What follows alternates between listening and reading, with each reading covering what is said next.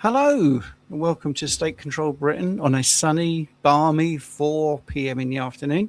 And I've got with me Jonathan Griffiths, better known as the professional bodybuilder, Carnivore Muscle. Hi, Jonathan. How's it going? Hi, Stephen. Thanks for having me on today. First of all, it's always great to chat with you and share ideas and things. Today, I guess we're going to be outlining what I did, how I did it, my sort of unique approaches, maybe, and Yep. hopefully inspire some people along the way as well. So that's my goal and intention for today. Well, exactly that. And for people that don't know, because some people are looking on my channel and maybe don't know what's happened, you could just sort of explain your situation and what you've recently achieved. Sure, yeah. So quite a few years back, I had a spinal fusion surgery, and that left me with a condition called CRPS, which is a pain condition. Sort of spell it out, it's complex regional pain syndrome. So it's a multifaceted, I would say disease, but it's not infectious condition. That means that you struggle a lot with things related to pain, fatigue, you get very weird symptoms throughout your body. And to be honest, it's not something which gets put into remission. It's not like having diabetes where you stop eating sugar, carbs. It's not like Hashimoto's where you might follow a more stringent diet, improve intestinal permeability, things like that. It's something which is so multifaceted across the board in terms of like psychological, physical, biological, biochemical processes that happen within the body.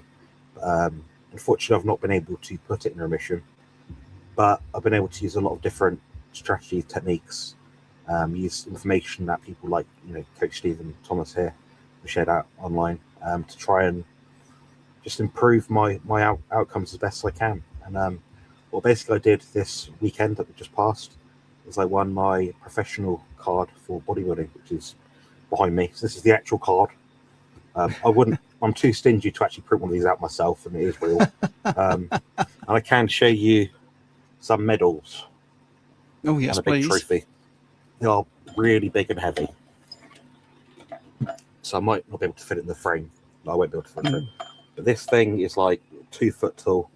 Oh, it really is massive, isn't it? Wow. It is big. That doesn't come across in the photo. Wow, that is huge. You can't really tell in the photo, but it is, it's as high as my arm is right now. Wow. It's on my abdomen, so like resting. Yeah, the trophies get bigger the better you get, apparently.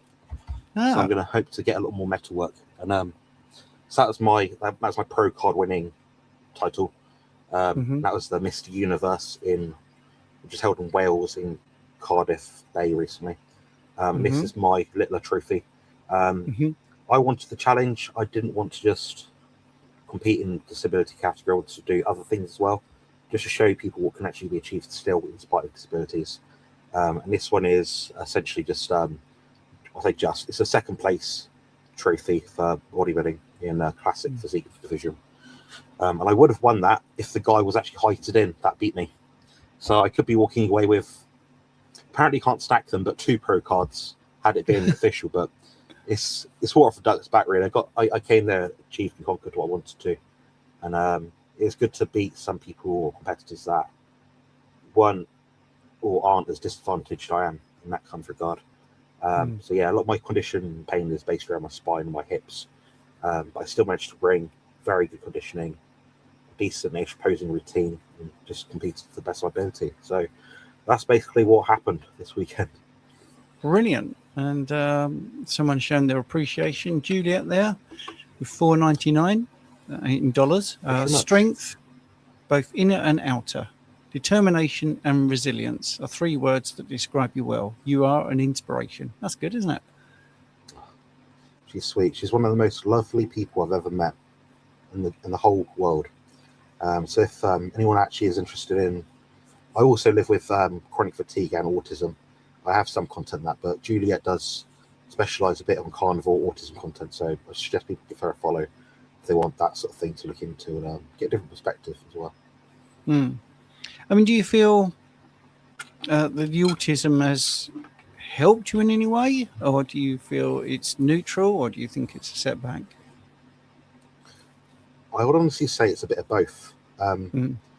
Difficult in that if I go to the gym or travel to the gym, I've got to deal with the sensory overload. So things for me, input-wise, are much, much, much more tiring than they would be for other people. I get socially burnt out very easily. Bright lights, temperature changes, they can really impact my mood and how I feel. But on the flip side, a lot of autistic people tend to drive a lot of their inner strength and determination through their passions. I'd actually argue a lot of autistic people out there, not so much myself maybe, but they have a great deal of charisma. The charisma is defined as the ability to inspire others through your own passions. And I know lots of inspiring autistic people out there. So yeah, that's kind of how I see it. And I think having a structured routine, it makes it actually easier for me. Also, following a carnivore diet makes it much easier for me to get in shape. So basically, I've simplified my life to the point where I eat these foods when I'm in a off season or not in a contest prep phase. I'm eating the same foods, so I don't have the same food noise that other people have when they compete. And on stage, I'm always the most energetic, oddly enough, and I don't have issues with sweating or heavy breathing so much through my chest while I'm posing. But a lot of that is due to my routine. So, for example, might not be applicable in terms of most conversations that Stephen will have on here, but in bodybuilding, posing is the hardest part because you're actually on stage with very, very, very bright lights.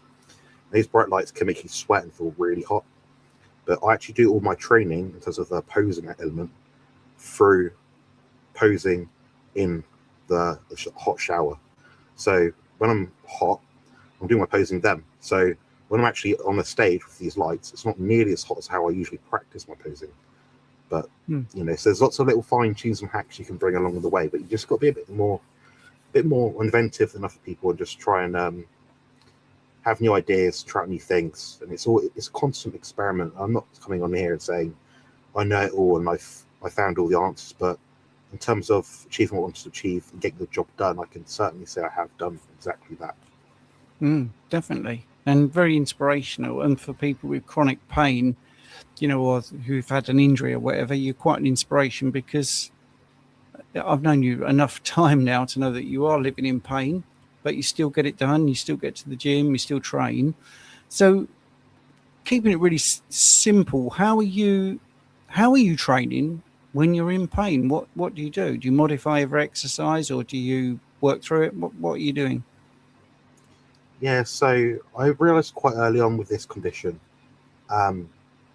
there's a massive payback if you go over that threshold of training.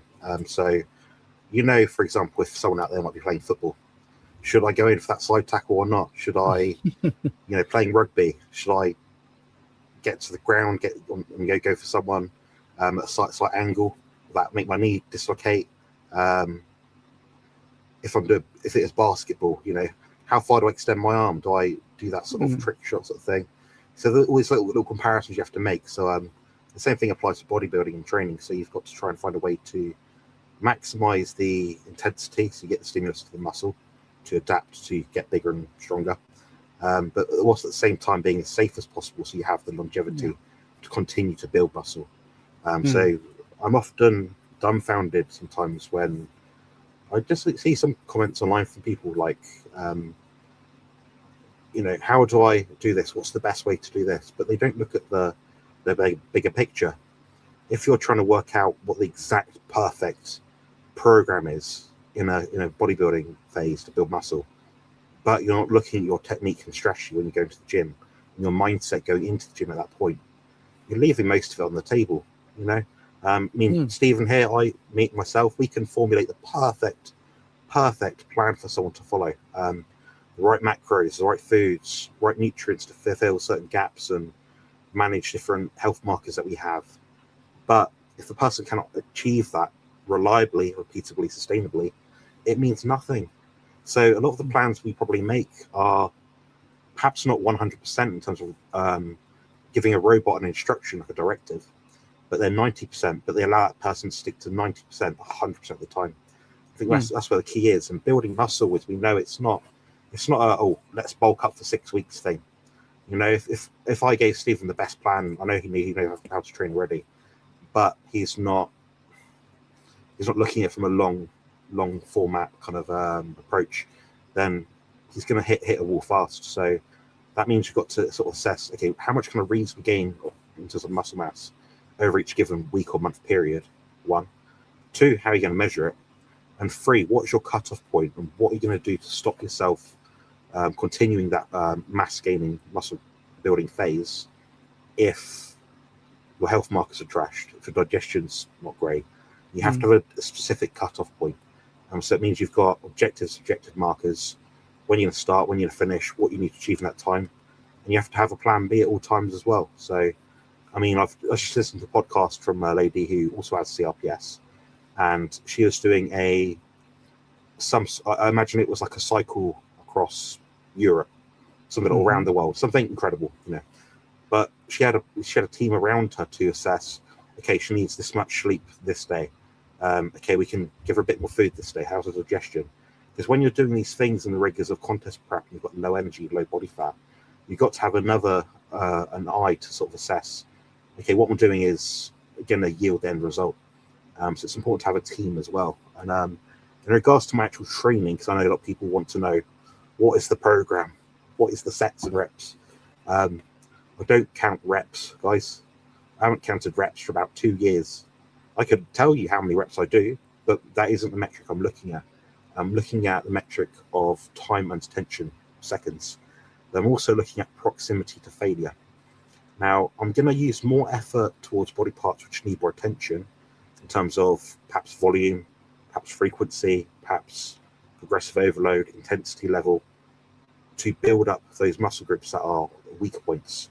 If I have a strong point, for example, I've got 19-inch calves, which is quite big for a bodybuilder, typically, I'm not going to be spending 4 or 5 days a week training calves. I do 1 set per week of calves. Now, if I've got a weak lats or upper back, there's going to be more sets, maybe more frequency. Then it's marrying together the 2 points between, in terms of the amount of volume you do, the amount of intensity you do. Then what can you recover from?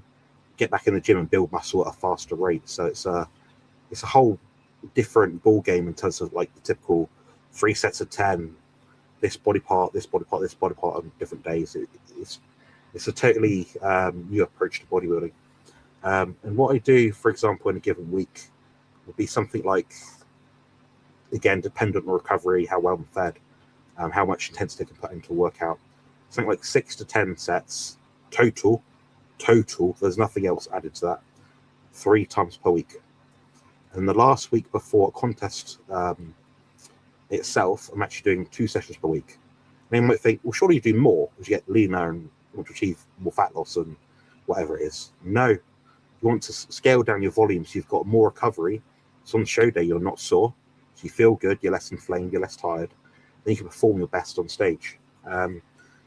In terms of like my exercise selection, it is very specific, it is very deliberate. I do use mostly resistance machines, nearly entirely. I'd say maybe, I don't know, 95% of what I do is with a resistance machine or a cable. I use movements which don't aggravate my spine and hips. I train to an intensity level that I feel is appropriate given my recovery capacity at that time. And I pay much more attention to the actual recovery element of bodybuilding rather than the training element. Because you're only as good as what you can recover from. Again, it goes back to the point as I mentioned just with Stephen earlier. I can create the perfect program for someone, but if they're not able to sustain it and keep doing it, they're going to hit a roadblock really, really fast. So, I kind of manage myself that way. And what a typical set might look like, and this is pretty much across the board, it'll be something like, again, depends on what I'm doing at the time, what I want to achieve and how I feel, maybe 60 seconds to 120 total seconds of time and tension per set.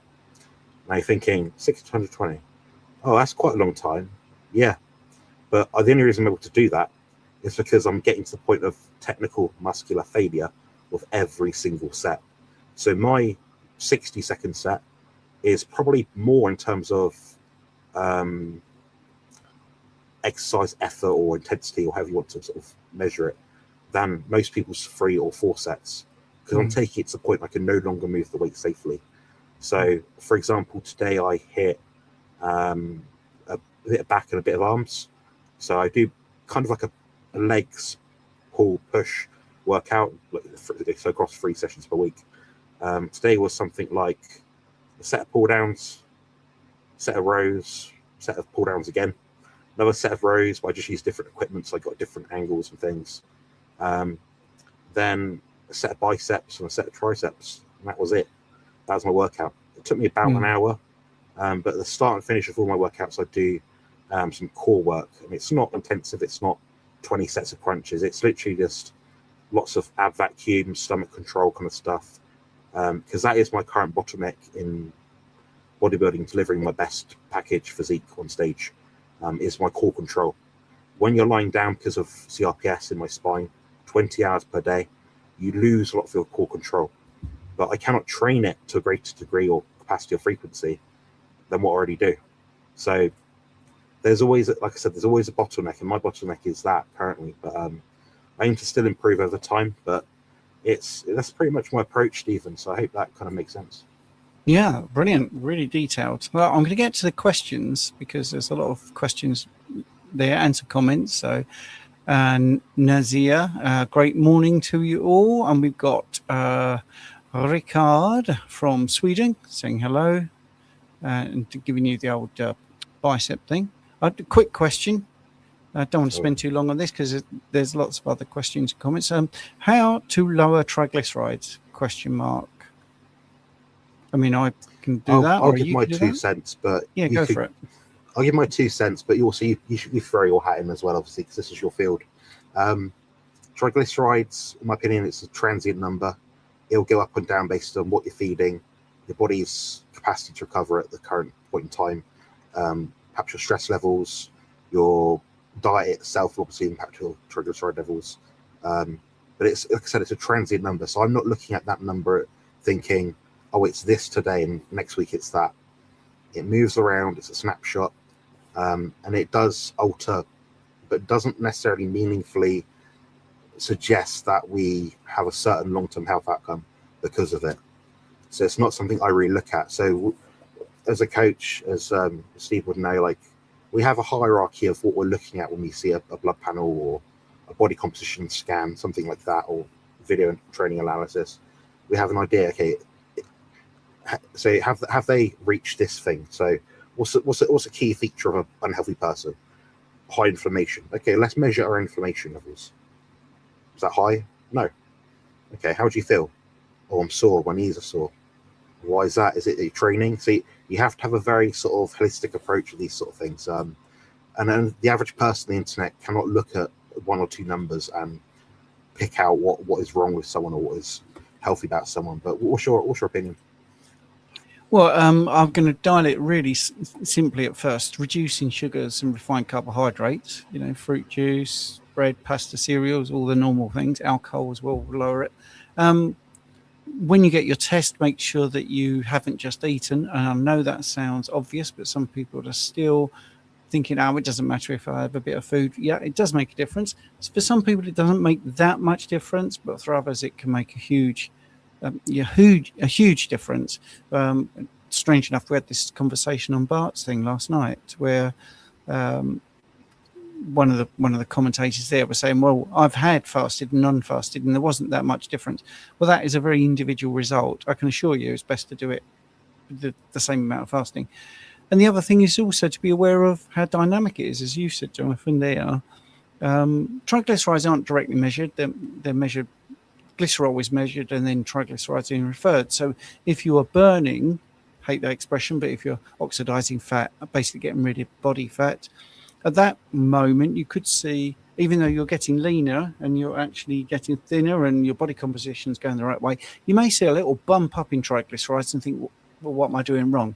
And it's not that you're doing anything wrong. It's just that the test is not as nuanced as you'd like. So, yeah, good little question. Rick in the house. Congratulations, Jonathan. Now, you do a great show with Rick, don't you? Yeah, so we started doing it a long time ago, but I've obviously had to drop off, and I don't have the endurance that young gentleman has. So I try to sort of tag in when I feel up to it. My day's free. Usually my weekends are free with, busy with family stuff, gym workouts, and client stuff. So I can't always make it in on a Saturday. But yeah, we do host a really good show. It's his show, to be honest, but I'm often on it. It's on a Saturday, live at 8 with Rick. You can find it on both of our channels when we stream it. So that works out something like 1 p.m. UK time every Saturday. So yeah, definitely check it out. It's a fun place to be. It's a carnivore-ish kind of chat, but a lot of the chat in it isn't really carnivore. But I guarantee if someone watches a full episode of that, they'll pick up knowledge they never thought they'd need. And I do every time. So I'm grateful that Rick shares that opportunity of me to sort of chat with him, and I learn stuff, and other people learn stuff, and sometimes we answer carnivore questions, sometimes we don't. So. And you get to meet Milton as well. Yeah. Rick is currently listening while installing air conditioners. Sorry, yeah. Just Sleep and Slim Down Journey. Hey, Stephen and Jonathan. Hi to everyone. It's Joe. Oh, it's Joe. Do I always get that wrong? Yeah. Joe's Sleeping and Slim Down Journey. Right. I'll get that right. Everyone does. I think it's always written. Anyway, Nazir is saying, respected sir, as per Anthony Chafing, fasting is meaningless in the carnivore diet because this diet is the primary metabolic stage of autophagy and ketones. What is your opinion on fasting and carnivore? I don't think it's meaningless at all. I think it's an amazing tool to have personally. But do you want to dive in as it's your show, Jonathan? Yeah, I mean, I tend to agree with both of you. I think but by default of being carnivorous and high fat, low or zero carbohydrate, yeah, it's going to have a great deal of mitophagy, better mitochondrial efficiency through deuterium depletion, lots of other things like that, reduction of seed oils, which are very high in deuterium. Deuterium is a heavy isotope of hydrogen, by the way. So basically, the water that we take in, so everything we take in that has water in it, basically, will have a heavy isotope water and a light isotope water. The more mass that goes through the mitochondria, I'm talking very simple terms here, the more mass that goes through, the less efficient it is for mitochondria to spin, so the actual ATPase within the mitochondria spin, to produce ATP downstream. The less efficient they are, the more toxicity, the more, I don't know, oxidation that might occur throughout the rest of the body, and the lesser ability to execute the genetic makeup of the human body, which means that our body's not be running at full pelt in terms of like immune function, clearing inflammation, reducing stress, elevated cortisol levels, things like that. In terms of what you said, Stephen, yeah, it's a very useful tool. So it's almost like they're stackable. But I'd say if someone was to say, "Oh, what should I do?" These hypothetical questions that don't really apply to any human being ever. But what should I do? Should I do carnivore diet or should I do fasting? I'd say most people would get the most benefit doing the carnivore diet.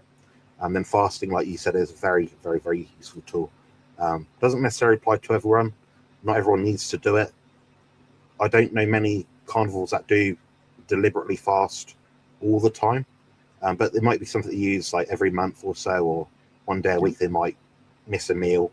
So yeah, they both work, I think. Certainly.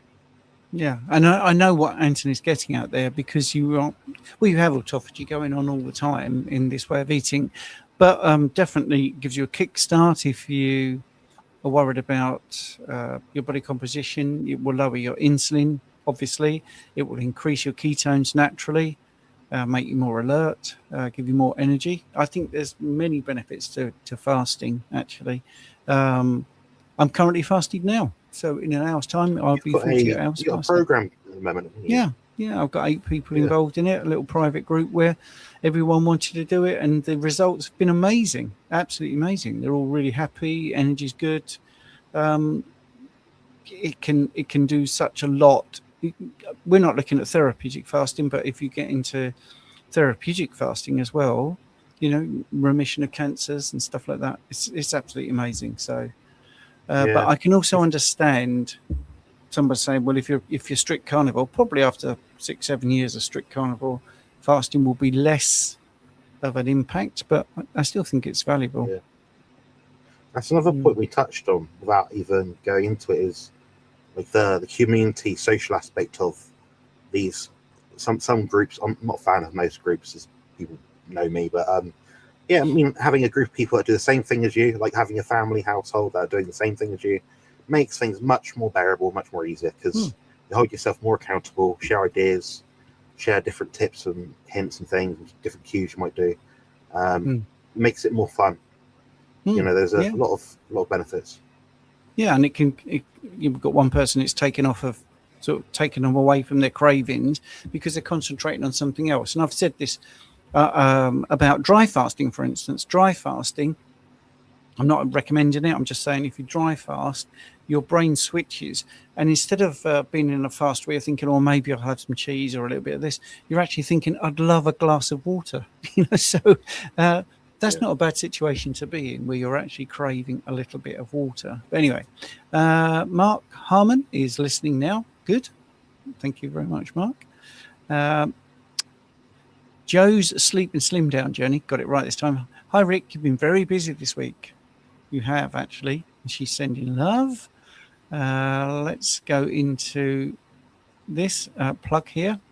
Nightbot. Booking for an affordable email or online video consultation. I'm here to help at www.carnivore-muscle.com/consultation. Yes. Good advice. Highly recommended. Yes. Nightbot. As a carnivore, here's a question from Joe. As a carnivore, what do you at backstage? What do you do at backstage competition? Oh yeah. Yes. Yeah. So let's assume I'm already tanned up. I've registered on the day. I've got my. I don't know. I bring my trunks over, but they're well over there. You wear your trunks. You got your tan on. You're given like a little number. It's just a number on a, like those little birthday celebration things. We'll call it a pin. It'll just say mine was number 3, for example. And if you attach that to your left side of your trunks, you've registered on the day, then you'll get another the top coat. It's called in bodybuilding. So that's the darkest coat, which is the most susceptible to come off. So they apply that last before you go on stage, because obviously otherwise you lose it if you go to bed at night and you sleep funny and stuff like that. What you do is essentially you're in a tent, like those tanning tents. There might be, 10, 20 male competitors around you. What you do is you get a sock from your foot, you envelop it over your manhood as to not get that spray tanned. Then you go in the tent, they spray you down. Some lovely lady sprays you down, great. You come out all dark and shimmery and you look like 10 shades darker. And what you do is just wait until your turn to go up on stage, and they'll have it in different categories. In terms of like food, I guess that's related to the common question. I just eat little, just pick at food. So you don't really have meals, because you want to know the moment that you start to get bloated is when you back off the food. So by the time you hit the stage, you're as full as your muscles can be, because you've digested all the food prior to it. You're not hungry, your stomach's not sore, you're not overly dehydrated, so you've got energy and electrolytes in your system to pump your muscles up and stuff. It's a very individual thing. There's not a template for everyone at all. If you're not sure, just do the same thing you usually do every day, but try to drink a little bit less so you're not bloated, basically. Other than that, food choices, some people do. I say some people, I don't really know, because I don't know many carnivore bodybuilders, but what I do is I get like the pemmican beef bars, beef fat, dried beef and salt. I eat them. They go down easily, easy to chew. High energy density, low volume, so your stomach doesn't swell up too much. Then just eat that. That's effectively what I do. Brilliant. That's a good answer. I've only done one bodybuilding show, so I can't really speak, because it was a long time ago, and I was so excited about doing it, I couldn't even tell you what I did backstage. I just remember doing the show. I don't even think.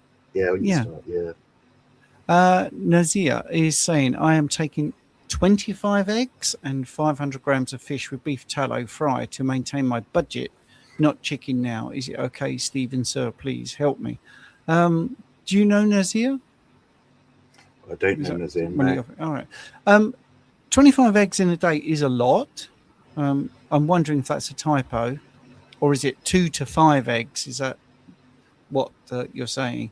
Yeah, if you're eating fish and eggs, people can do carnivore that way. I mean, that's one of the things that gets my goat a little bit, is carnivore is many things to many people. Some people do it with fish and fowl, some, which is what it's called, fish and chicken and fish and duck and stuff like that. So yeah, I mean, that sounds okay to me. I'm always happy with variants because I think people's palate changes, and you might get fed up with that within about 3 to 4 months. But yeah, you're going to get everything you need there. Many people push beef. I prefer lamb, a better amino acid profile, and it tastes better, I think. So yeah, that sounds good to me. But I definitely wouldn't mind clarification on whether it's 2 to 5 eggs or 25 eggs, because 25 is a lot. I mean, not bad. Depends also what your goal is. If you're bodybuilding, then you're probably going to be all right with 25 eggs. But anyway, right. We've got a fabulous fellow next.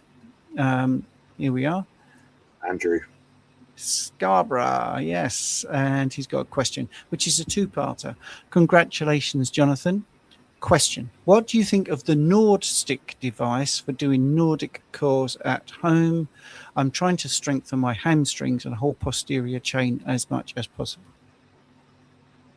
Good question. I just want to really quickly say back to the last question. About the eggs. Two most obvious limitations. The two most obvious limitations I can think from a very narrowed down nutritionist perspective is that the iron found in eggs is not heme iron. Mm-hmm. So if you're having 25, you'll probably get enough iron. Fine, great. You're probably a great sulfur detoxifier, which is good if you're tolerating 25 eggs a day. Fish has a lot of type 2 collagen, but not much type 1 and 3. So you may find that your skin becomes a bit dry, a bit thin. We're talking over a period of like weeks and months here, not doing fish and eggs for a week or two. But you may notice a difference in your skin texture and skin quality, maybe for the worse. But fish is useful. I'm an advocate of fish in a carnivore diet for sure. Selenium, more taurine, omega-3 probably. Some B12 in it, some like trace minerals. So that's the only nuanced thing I'd say. But in regards to like the NordStick that Andrew said, I think it's a very useful tool. I think Nordic curls are really functional and practical exercise to do. I really like the idea of it. It means you can load the hamstrings efficiently without actually using most equipment, as long as you've got somewhere to anchor your heels. Be careful with your knees, so you want to have like a knee pad or something. Yeah, you're loading your knees up, aren't you? Transferring, yeah. Yeah, so be careful with the knees. But if I was in a position where I didn't have a gym, I had the equipment to do that, I'd certainly be using that kind of exercise. And running backwards is a good thing to do for hamstrings and posterior chain. Paul, hi guys. Look at this. It's Lee's mum, Anne Copus. Hi, lovely to see you both. It's always good to see you, Anne. Have you frozen, Jonathan?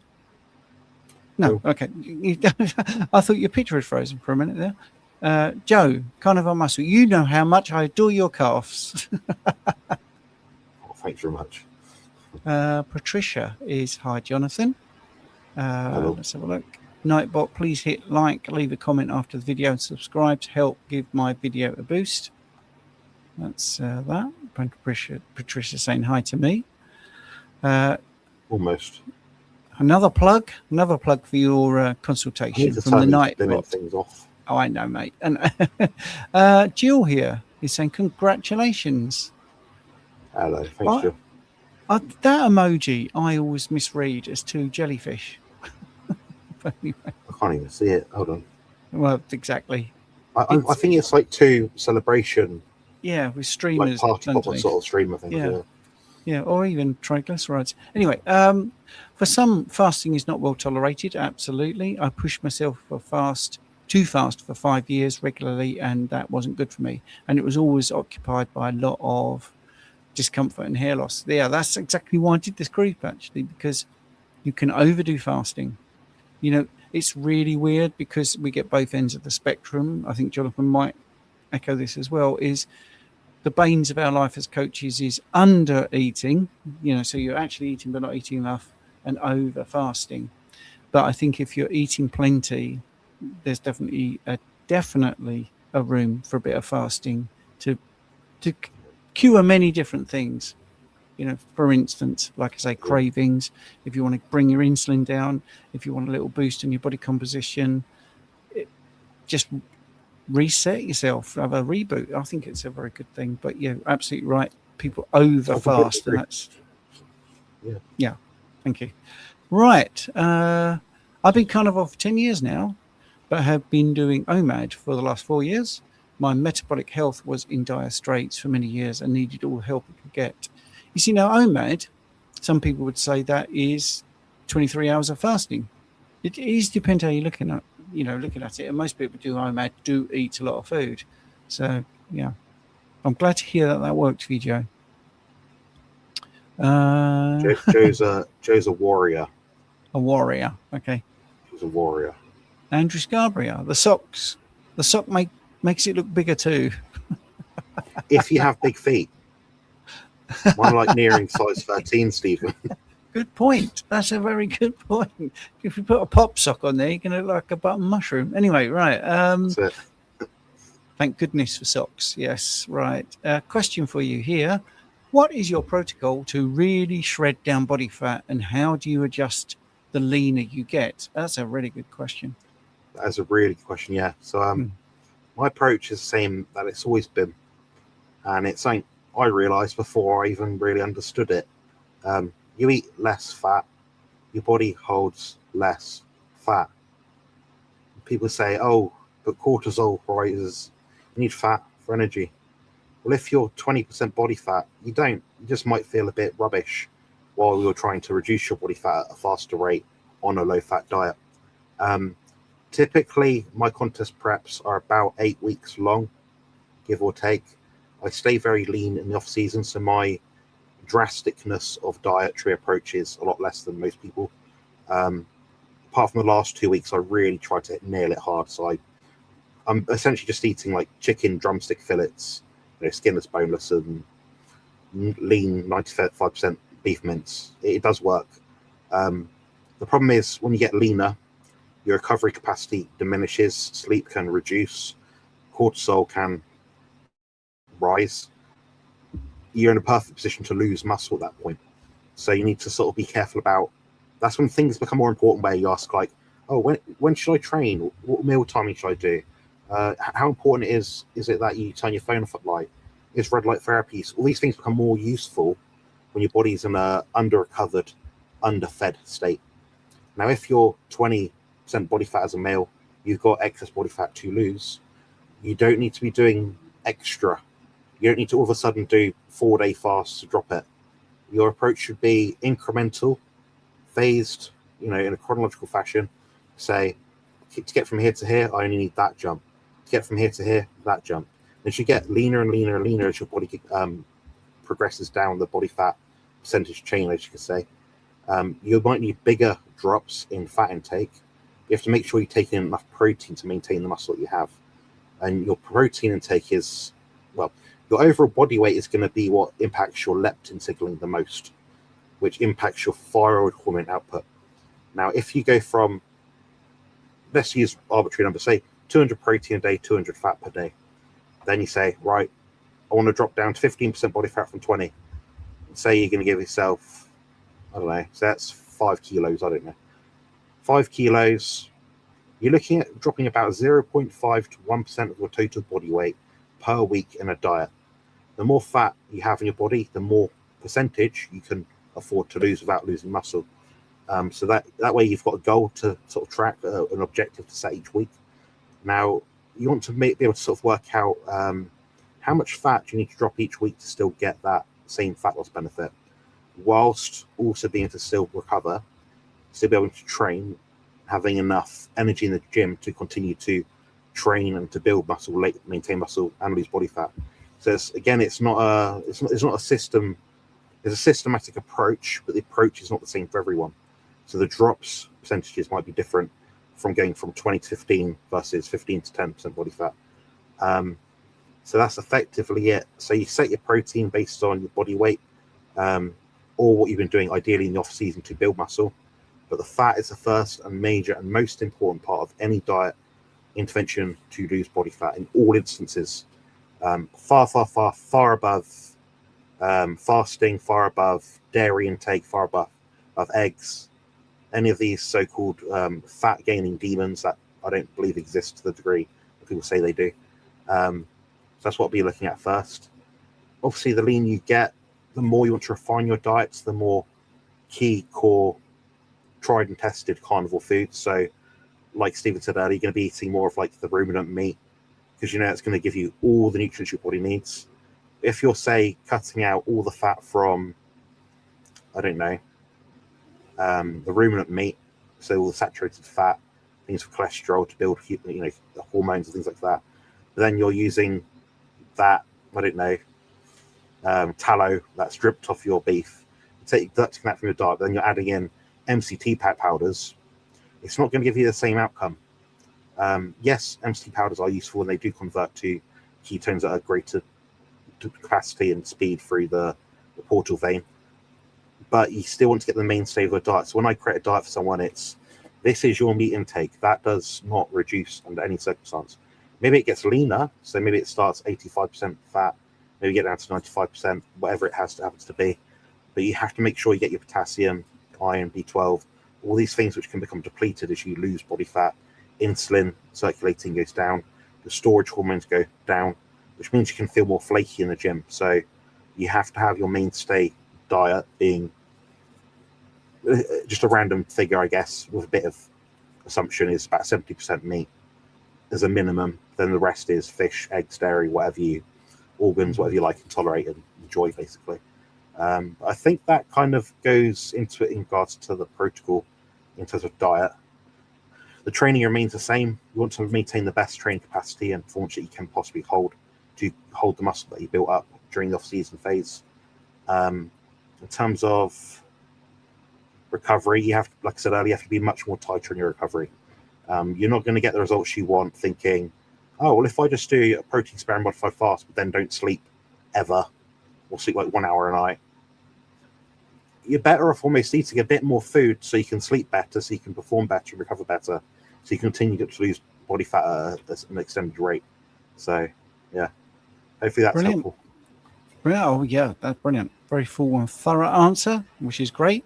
WD25A afternoon all. Congratulations to Jonathan, who's got his pro card, as you can see behind him. I recommend fasting if you have a short stay in a UK NHS hospital. It's the safest way. They were brilliant, but the NHS patient catering, oh dear, yes. That's a very good point. A very, very good point. A nice question again for you, Jonathan. What would you say is the optimal allergy/histamine minimizing version of carnivore? I used to eat 18 eggs and 500 grams of beef every day, but recently some eczema has come back. Yeah, I think when it comes to high histamine foods, the lower the processing, the lower the age of the meat, the less histamine it will have. Therefore, you essentially free up that pool of histamine tolerance that you might have. Things like eggs, things which are rich in choline, folate, B12. I think they probably said that in this. But that's what they probably would allude to. They can help reduce elevated homocysteine levels, and essentially want to give your body, or reduce the body's toxic overburden of histamine that it contains within it. So that means you're doing any kind of vagal nerve stimulation, breath work. My friend DC Rebuilding from Australia actually recommends, which is highly useful. Anything deuterium depleting, so saunas, ice baths, anything which just basically stress your body out to a hormetic degree, but doesn't overstress it in essence. So that way your mitochondria are firing more efficiently or spinning more efficiently. You can then create, like I said earlier, more energy, more ATP to allow your genetic blueprint to execute itself to the fullest capacity.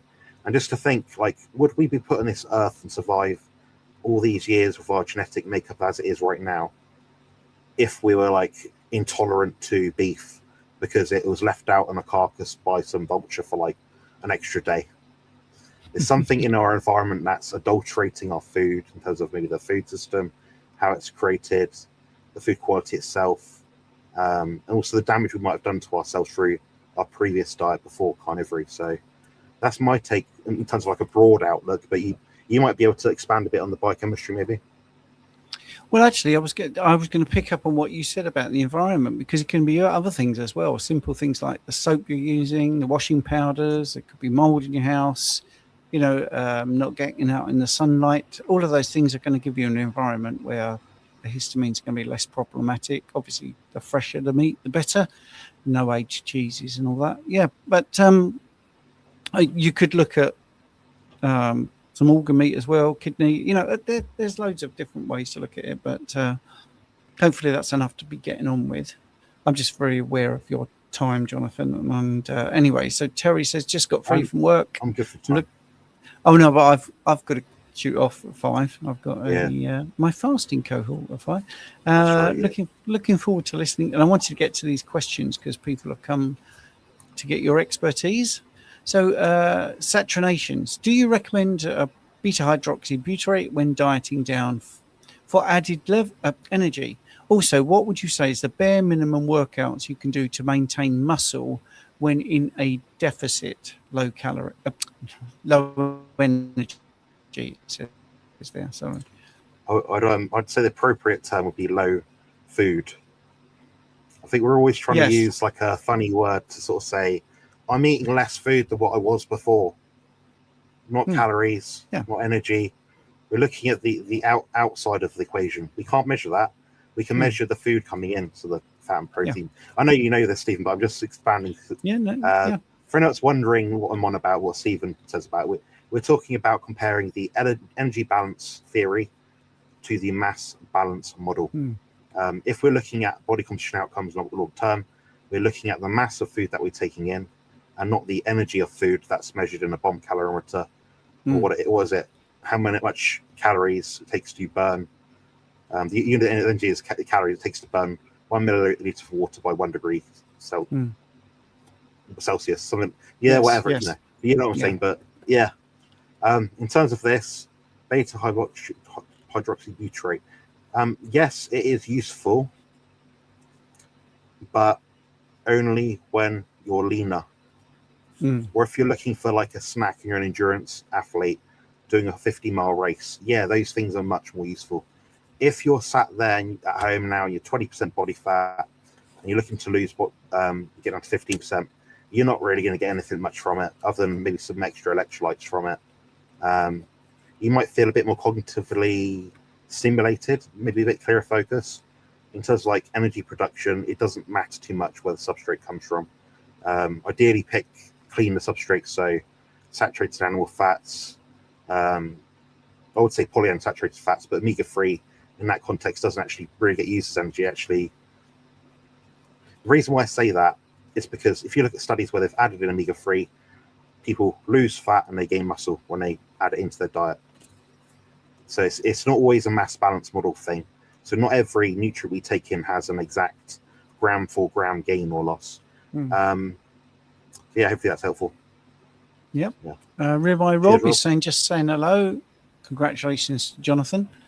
I want to make sure that we get to all the people congratulating you. So I'll just take a break from the questions. Congratulations from Anne. Bacon Anne. Runner is saying hi, Jonathan. Thank you, Donna. Sandy Blee. Yeah, okay. These are my locals, Stephen. Oh, these are all your locals. Excellent. Okay. Joe is saying, here's the link to DC Health Rebuilding for his breathwork protocols. Thank you very much. Check him out. If it's not on the screen long enough, just freeze the screen and take a screenshot. I hope my phone spelled your name right. If not, my sincere apologies. That's okay. And someone got ripped into royally this morning for doing that. Oh, right. Oh, right. Okay. But they deserved it. They really deserved it. Yes. Wasn't me, was it? Right. Anyway, Stags Master, to lower my elevated homocysteine, do I add more eggs and lamb liver? My folate and B6 are low, but in range, and B12 is very good. My blood test trend says B12 going up, folate dropping, B6 is stagnant. That's a good question. This is very much your field of expertise, but I'll say whenever you have these, low numbers, but other numbers are going up, is there some imbalance there? Are you adding a supplement of some kind? And most carnivores use supplements, I'm afraid. So if you're taking in a sugar-free Red Bull, B12 is going to go up. If you're eating a load of lamb liver, but you're not having eggs, for example, you've got different, this isn't my expertise, to be honest, but you've got different vitamins and minerals vitamins, I guess, that can sort of co-factor together and stuff. So some people will be like, oh yeah, I eat, a kilo of lamb. They might eat a kilo of lamb every week, but they eat like 2 eggs. Well, there could be an imbalance there, and some people just don't have that tolerability to have massive shifts in one B vitamin versus another B vitamin. What's your take? I mean, my folate level, Stephen, has never been within normal range. It's always been like low normal or low. Well, yeah, I mean, my first question would be to Stags Master, how do you feel? I mean, are you seeing a drop off in any way? Is the effect of what these numbers are telling you actually happening? Because I don't think we should be gaining numbers. We should be reversing all of this. We should only be looking at numbers if there's a problem and using it as diagnostic, because you could have taken that test an hour later or an hour earlier and had slightly different numbers. Sure, we see that a lot. Yeah, I do see that a lot. And the lower folate, the best thing you can do is firstly ruminate on just what is the effect of the numbers, and secondly, you could look at a separate test called the methylmalonic acid test, which all these things, all bloods are what's in the serum, what's in the blood, but it doesn't tell you what's being delivered to the cell. And if you do an MMA test, that will tell you a lot more about the usage of B12 and what's going on in the tissue rather than what's going on in the blood. If there is an effect, if you are having a problem. I would also look at your hydration, because all of these are concentrations. So if you imagine a tube, just to get the really basically across, and you put a pinch of salt in the bottom and then you fill it up with water, the concentration of that fluid is, it's very diluted. Whereas if you then spilled out half of the water but left the same amount of salt, the concentration level of salt is higher, but the actual amount of salt is the same. So I think that's the other thing I would look at. So the easiest way to do that is to start monitoring your urine. So if you gave this test, if you had this test, it could be a few things are being artificially high or artificially low.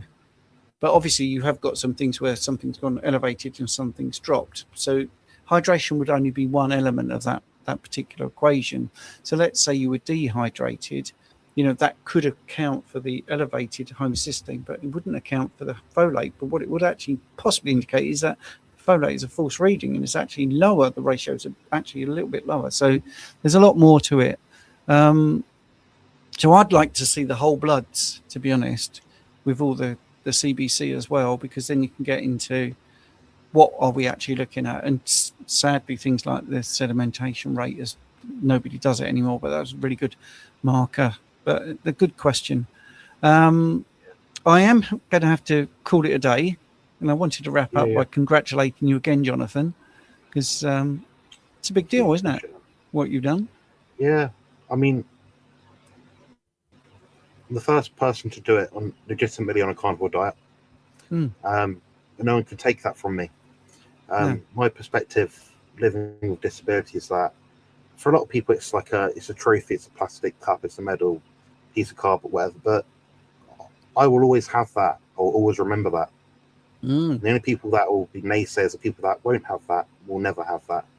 I worked hard and I earned it. I deserved it. And I just hope that my sort of story can inspire people and they can use it as fuel for themselves. So Jonathan did it. What's my excuse, you know? So I'm not special. I'm not a genetic anomaly. I'm not someone that's, you know, miles ahead of everyone else. I'm just like everyone else. I just live with a strange condition. And thanks very much, Stephen, of course, for having me on. And I want to say, honestly, I don't, you know, there's very few people in the carnivore space I'll recommend follow, listen to, that put out the right information, give out good analogies. They care about their audience. They care about putting out the right stuff. So this man is one of them. And we'll have people, you know, Bart Kay, Harris Panos, Richard Smith, DC Rebuilding. There's probably a handful of others. But if you stay with these people, listen to them over the years, take in their information. They're all experts in their relative field, and some of them have a lot of crossover. You'll be in your best health possible. But obviously, if you want direct sort of specific advice, booking consultations with them, you won't be disappointed because they take their stuff seriously. They care about what they do. They're always on top of their field, and that's what makes a good educator, in my opinion. It's nice that you mentioned Harry there, because I think Harry has been away from YouTube for a little bit, obviously, you know, with the family issues, but it's really great to have him back and doing regular videos. It's nice to see him, and he was even on Bart's show, so I think, yeah, it's good. It's good to see Harry again, I think, very much so. If you haven't checked out Harry Sopanos, he definitely deserves a lot more views. He's really on top of his game, I think. So anyway, Jonathan. Harry is a genius. He is. I'll let you go. He is a genius. No, he is, and I absolutely believe that. I think, well, I think you're keeping your light under your bushel. You do know a lot more than you let on. But people just got to ask me the questions. I'm like you, Stephen. I'll find the answer. Yes, if you don't know, you definitely look it up. Yeah, and that's how we keep ahead of the game. And I think you're the same as me. I think when you realise you learn something new, you think, oh wow, there's now another 10 things I didn't know. So I've got to find out about that as well. So the layers. It's layers. Yeah. Okay, mate. Oh, well, it was good to have you on, and thanks everyone on Jonathan's channel for listening, and hope you enjoyed it. I'll end the stream now.